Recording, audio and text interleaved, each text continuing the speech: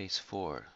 An overseer of clinical trials is given an application for the study of a new drug that is intended to independently reduce anxiety.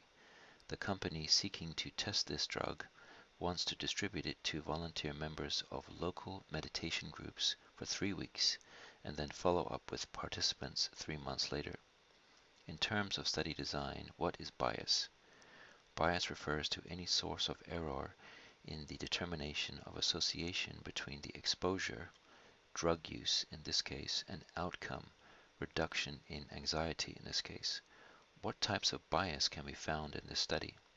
There are 3 types of bias in this drug company's proposal. First, sampling bias. All the subjects are members of a meditation group and are therefore likely to have less anxiety than members of the general population. For this reason, the result of the trial cannot be generalized to the targeted population as a whole. Selection bias. All the subjects are able to choose whether they want to try the new drug.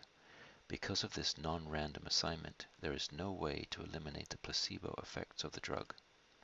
Recall bias. The drug company plans to contact participants 3 months after the study is completed. Because they know what is expected of them, the subjects may be more likely to claim that they have less anxiety. What is another important type of bias found in the research design of some studies? Late look bias, which pertains to information gathered at an inappropriate time, is another type of bias. An example would be following up on results after another intervention outside of the study has taken place. What are some ways that bias can be reduced?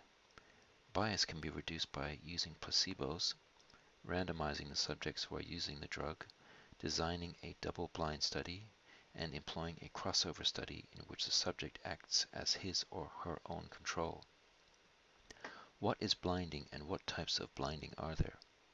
Blinding is an aspect of study design that conceals information that could bias the results of the study from some or all of the persons involved in the study. Trials may be single-blind or double-blind. In single-blind trials, subjects do not know whether they have been assigned to the experimental or the control group. In double-blind trials, neither the subjects nor the researchers know who has been assigned to the experimental group and who has been assigned to the control group.